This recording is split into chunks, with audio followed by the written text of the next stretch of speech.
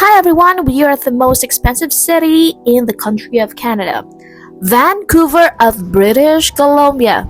Yes, you heard this right. We were just so lucky to have an 11-hour layover at this amazing region. Now, let me give you some brief background on why we were able to get lost in this beautiful city. We were bound for a trip to Hanoi, having two layovers, major stops at Vancouver and Seoul, South Korea.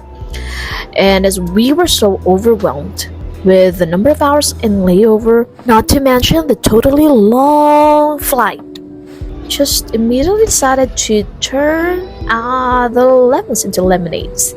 And yes, when we landed at Vancouver, we were so amazed at their beautiful sunrise. And yes, we said this is it. We're going to the downtown of Vancouver.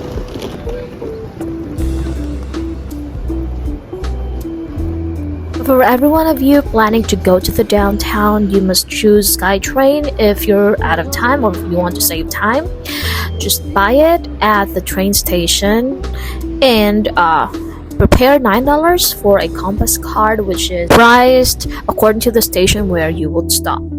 Also, you can get a day pass if you want for only $15 if you want to ride the SkyTrain several times in one day.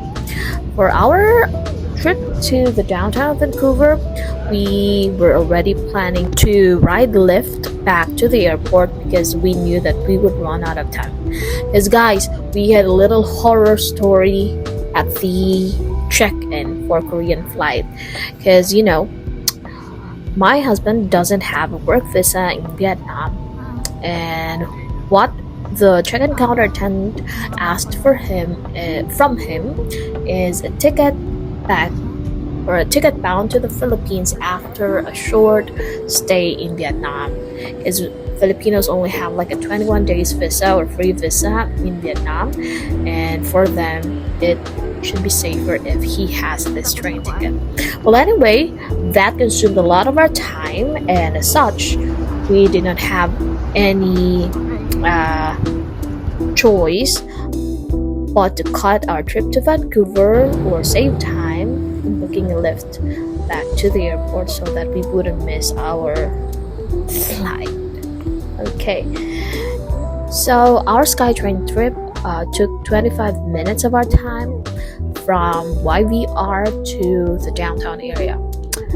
My husband said this is like Australia. The weather is fine and the architectures are really like that of Melbourne and Sydney, Australia. And it's so clean. I don't mean that Toronto is not that clean, but it's pristine to observe, guys.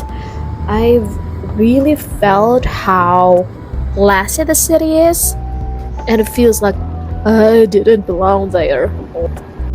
And we enjoyed it a lot, saying that we would choose Vancouver stop the next time we go back to Canada.